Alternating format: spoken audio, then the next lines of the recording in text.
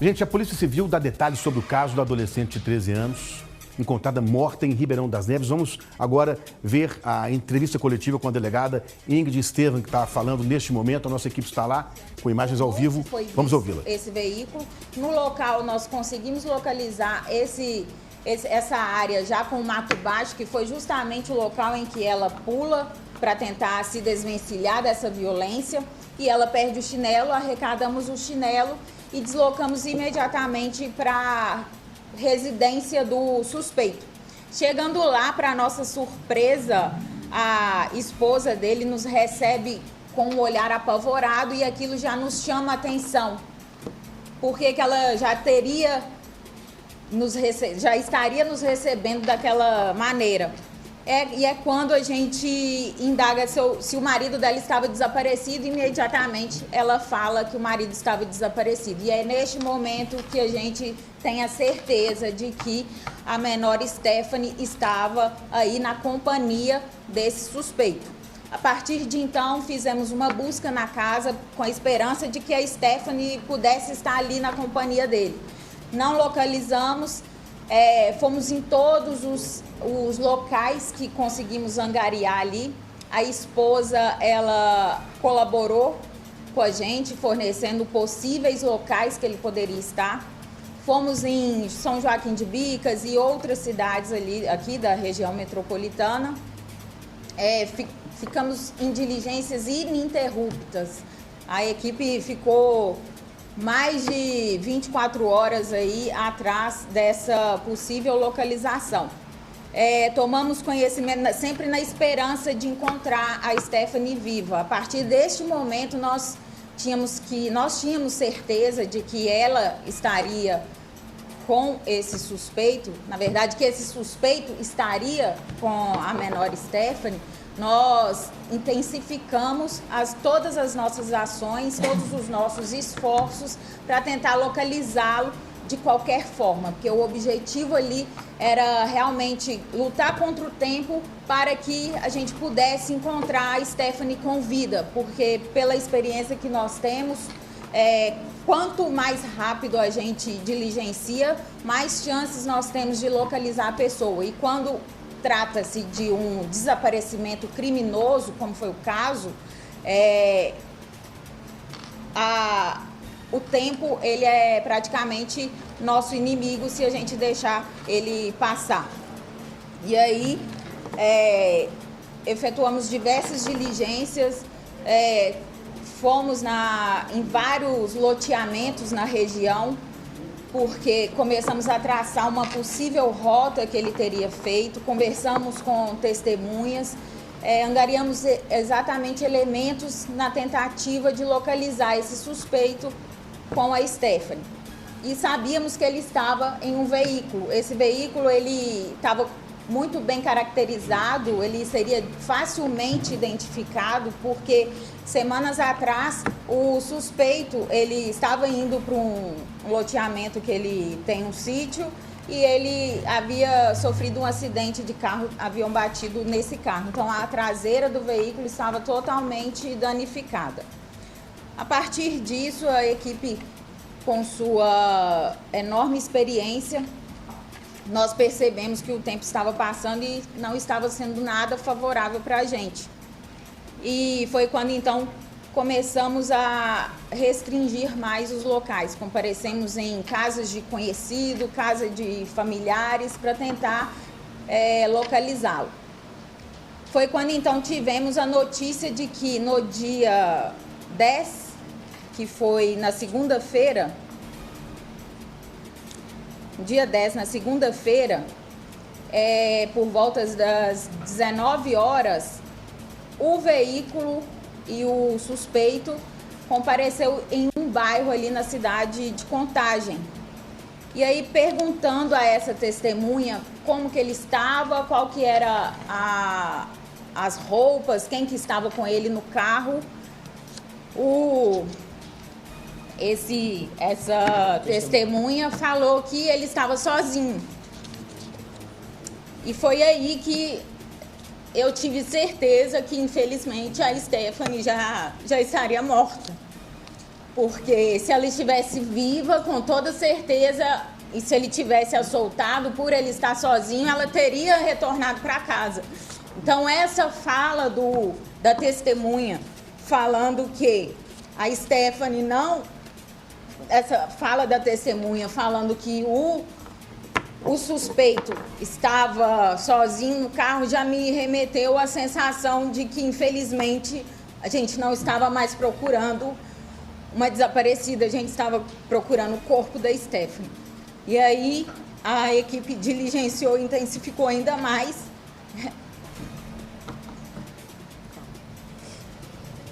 Ingrid Estevam, acostumada a ver muito tipo de caso, mas esse em A equipe especial... diligenciou ainda mais na tentativa agora de localizar o suspeito. Por quê? Porque com o suspeito era a única forma da gente localizar o corpo. Se esse suspeito ele tirasse a própria vida ou acontecesse alguma coisa com ele ali no decorrer das investigações, nós dificilmente conseguiríamos localizar com tanta rapidez o corpo da Stephanie e dar um enterro digno para a família, entregá-la de volta para a família.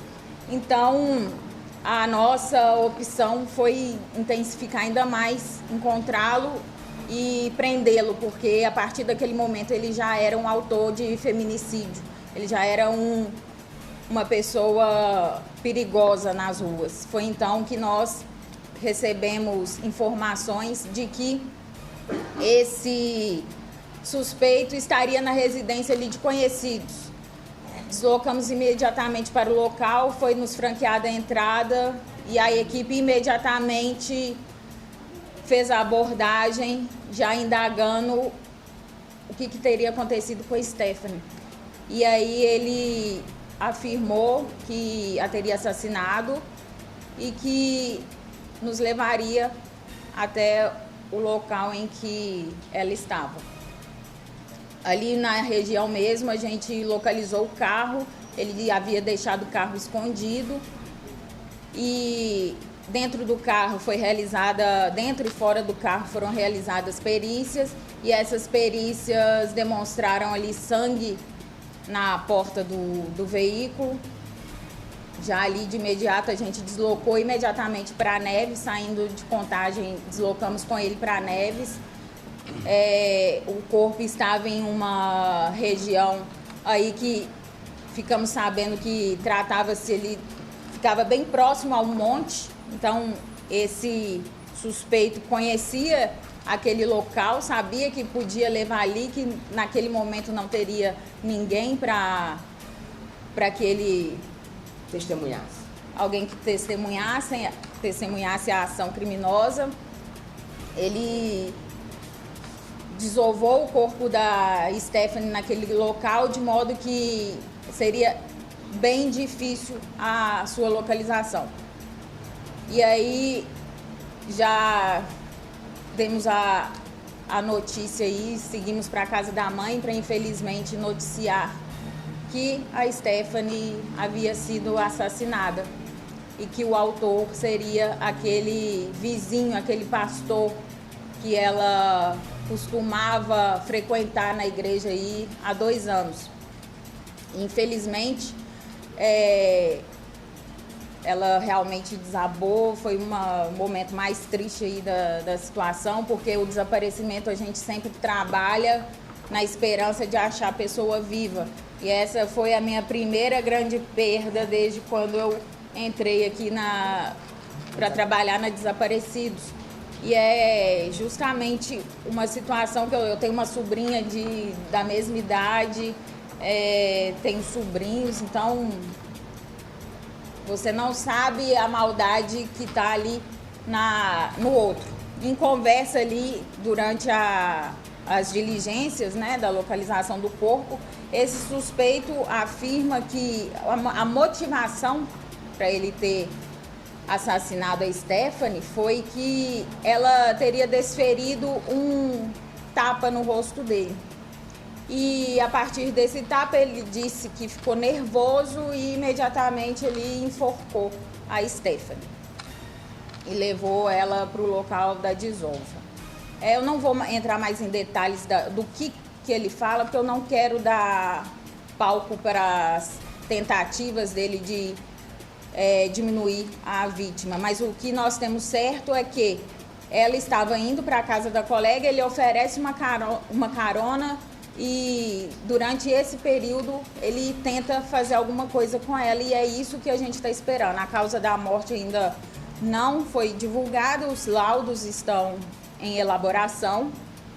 Conversei com o médico legista, ele ainda falou que precisa de mais tempo para poder, justamente porque é um caso mais complexo, considerando que o corpo foi encontrado em um estado mais avançado de putrefação, então precisava de uma análise mais... Tem os exames laboratoriais. Tem os exames laboratoriais, tem tudo que ainda faltando. Mas o fato é que a gente perguntou se ela poderia estar grávida, enfim, não estava com gravidez. Tinha algumas escoriações aparentes e os demais laudos sobre qualquer outra questão, se houve abuso ou se não houve abuso, a gente depende da conclusão dos laudos. Então, por isso que não dá. Então, ele se intitula aí pastor, né? Tem uma igreja embaixo da casa dele. A igreja foi fechada de acordo com as informações prestadas pela esposa. Ele fechou essa igreja há 1 ano, estava aí utilizando muita cocaína, tinha muitos problemas ali de relacionamento com a esposa, tanto que a esposa nos afirmou que já estava com as malas prontas, já dormia em cama separada, porque não queria mais conviver com ele, por problemas de traições por parte dele, etc. E justamente por conta do abuso aí de drogas. Mas ele já tinha algum BO contra ele por agressão, assédio, alguma coisa assim? Não consta registrado. Por isso que é importante, caso alguém tenha alguma lembrança, alguma situação criminosa que tenha passado com ele, para denunciar e procurar a polícia. Que oficialmente não tem. Vocês tiveram notícia de que outras meninas teriam reclamado, nós conseguimos conversar com outros adolescentes, de que ele estava importunando adolescentes, algumas tinham medo dele, se aproximar dele, que ele vinha oferecendo carona, que ele... A coletiva da Polícia Civil, delegada Ingrid Estevam, falando sobre o caso Essas foram as informações que foram Stephanie. falando ali enquanto a gente estava em diligência. Por isso que eu falo, qualquer tipo de situação que qualquer mulher, menina tenha passado, procure a delegacia e faça o registro para que a gente possa oficialmente, para que a Polícia Civil possa oficialmente adotar algum tipo de medida. Porque oficialmente não tem nada com relação a ele. Então é muito importante. Elas tinham medo, mais pela posição dele, de denunciar, já que agora a história que não estão ele preso, elas conseguem dizer? Sim, pode ser. É o que a gente espera. Delegado, a irmã da Stephanie disse em um determinado momento de que a menina teria comentado com a mãe. Isso é o que as delegadas estão dizendo, para registrar. E, oficialmente não existia nada, pelo que eu entendi, contra esse homem. É um monstro, né? A brutalidade que ele cometeu. Vou voltar lá ao vivo com as duas delegadas, O que nós conseguimos Ingrid durante falando as agora. entrevistas com a mãe, que foi aquele momento que ela chega e nos pede ajuda e a gente sai imediatamente para tentar localizar a Stephanie, é que há 2 anos a mãe da Stephanie pediu uma ajuda para o pastor com relação à filha, porque ela estaria tendo alguns pesadelos e queria uma ajuda, e aí ele nega essa ajuda. E após ele negar essa ajuda, a mãe dela já não se sente tão confortável naquele ambiente e começa a frequentar outra igreja. E aí eles perdem esse vínculo. É isso que Mas eu você tem posso que falar. entender que ontem ele foi autuado em flagrante. Então, provavelmente ontem você não conseguiu ainda ouvir formalmente a irmã da vítima. Mas ainda está no processo de instrução e aí formalmente essas pessoas serão ouvidas. Então, obviamente que isso deve vir à tona, mas oficialmente não. A data em que a menina foi na casa da Sim. amiga foi no Domingo. mesmo? Dia 9 9. do 2, às 15 horas aproximadamente, ela ia para a casa da amiga, ela não chegou aí à casa da amiga. Horas depois, minutos depois, a família já procurou a polícia. A família, ela procura a polícia ali por volta, logo depois que a mãe chega da igreja, porque ela estava pregando, ela percebe que a Stephanie não foi até a igreja, que era o combinado. A Stephanie ia até a casa da amiga e da casa da amiga ir para a igreja, que a mãe estava pregando. Quando a mãe retorna, ela liga para a amiga que ela estaria e tem notícia que ela nunca esteve lá, que ela nunca chegou. Então ela procurou a polícia, a mãe procurou a polícia 4, 5 horas depois? Sim. Delegada, é importante reforçar isso, né? O quanto as pessoas ajudam com informações, percebeu que Entrevista coletiva da Polícia Civil ao vivo, hein? A importância da denúncia, porque viver indicou a placa do veículo. Acelerou muito. Nós percebemos que quando uma pessoa dá importância para algum fato atípico ao seu redor e liga para a polícia, ela está contribuindo com a segurança pública e a própria segurança, porque isso agiliza o nosso trabalho. Pode ser que a gente chegaria nesse suspeito, mas demoraríamos muito mais tempo. E a justiça foi feita em horas após a situação que ocorreu. Então, é muito importante que a população se conscientize e utilize os meios, os canais de denúncia, assim que perceber qualquer tipo de ação e não ignorar. Porque uma hora você que pode ser o ignorado e aí não vai ter como fazer justiça. Apesar do réu ser confesso, a polícia ainda tem... Fundamental, né? Fazer sempre a denúncia. Quem ligou para a polícia passando a placa do carro. Isso foi fundamental para agilizar a investigação. Temos plena convicção de que ele foi o autor desse feminicídio. Pachola, ao final ele 54 será anos. indiciado, né? Porque agora ele foi autuado, o doutor Alexandre fez o flagrante formal, autuou aí em todas as qualificadoras do homicídio, da ocultação de cadáver, que o corpo estava ocultado. E aí, ao final, por toda a experiência que a gente tem, sem dúvida se enquadra no feminicídio. Algum indício de que alguma outra pessoa participou? Não. Tanto do sequestro, Então ele teria agido sozinho, a princípio. Sim, a princípio, a nossa convicção é de que ele agiu sozinho. O corpo ainda está no IML? Não tem como falar agora. Delegada, esses laudos periciais... E ameaçava essa menina antes, né? Essa dúvida eu fico com ela. Determinarão a causa-morte. Sim. Mas é porque ele pode ter contado o que fez com ela, os laudos aqui vão confirmar isso também? Ele informa que esganou ela, né? A versão dele é essa. Tem um exame, reação vital, né? Retirada cervical. Para fazer o anátomo patológico. Aí está aguardando todos os laudos. Sobre a perícia, sobre a causa da morte, sobre o que foi encontrado ou deixado de encontrar, não temos como falar e nem seria prudente falar porque ainda está sendo realizado. A possível violência sexual... A polícia não tem dúvida. João das Graças Pachola foi o autor do crime. Houve qualquer tipo de violência sexual contra ela. Só para retomar a nossa explicação, você disse que ele ofereceu a carona para essa menina, né? E lá, na verdade, 3 delegados que estão participando. Quem conduziu, desde o início, a doutora Ingrid Estevam, que chegou, a doutora Alessandra Wilker do lado. Doutora Alessandra, também tem uma experiência. A doutora Ingrid se emocionou quando começou o relato. Quando nós chegamos para conversar com ela, igual eu falei, ela já se mostrou ali preocupada, pensando que nós estaríamos indo levar alguma informação sobre o marido, porque desde o dia anterior que ela não o via. Então ela falou que o último contato que ela teve com ele foi por volta das 13 horas, se eu não me engano, 13 horas? É do João das Graças Pachola. 7 da manhã ele sai para trabalhar e aí foi a última vez que ela visualizou ele presencialmente, né? Foi com a família dele. Aí 3 horas depois nós conversamos com a família e eles tiveram esse contato que ele foi almoçar na verdade 3 horas não, meio-dia ele foi almoçar com a família e depois retornou, mas aí a esposa não sabia dele, não tinha mais contato com ele.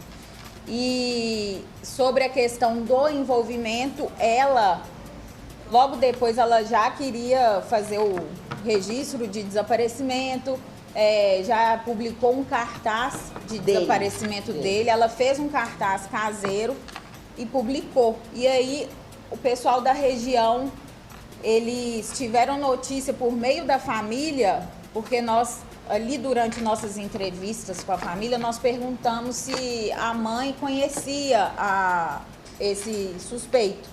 Mas não falamos que ele tinha envolvimento, porque eram só levantamentos preliminares e a gente não poderia afirmar nada, porque ainda não tínhamos nada. E aí ela lembrou, mais tarde, quando a esposa publicou esse cartaz de desaparecimento, a mãe lembrou, né, que mais cedo a gente tinha feito a pergunta sobre essa pessoa. Então, ali eles deduziram que poderia ser. Então, começou a circular ali naquele bairro essa possível ligação entre um e outro, sobre que os dois desaparecimentos estariam relacionados. Nós sabíamos desde o início que estavam relacionados, só que não é prudente a gente ficar revelando alguma coisa antes de ter a concreta confirmação. O suspeito chegou a confessar se isso foi algo premeditado ou ele simplesmente encontrou na rua? Ele fala que ele estava passando, viu ela e ofereceu carona para levar aí até a casa dessa amiga. Você tem mais alguma coisa? Não. Bom, os relatos da Polícia Civil. Está caminhando para o fim a coletiva da Polícia Civil. Delegada Ingrid Estevam respondendo aos questionamentos da imprensa. A esposa fez. E publicou em redes sociais. Não o nosso cartaz oficial. Suspeita que fez um cartaz comunicando o desaparecimento dele, né? Então nós acompanhamos desde o início, praticamente. Aí a Shirley Barroso está lá, o nosso microfone está na sequência, está na mesa ali, com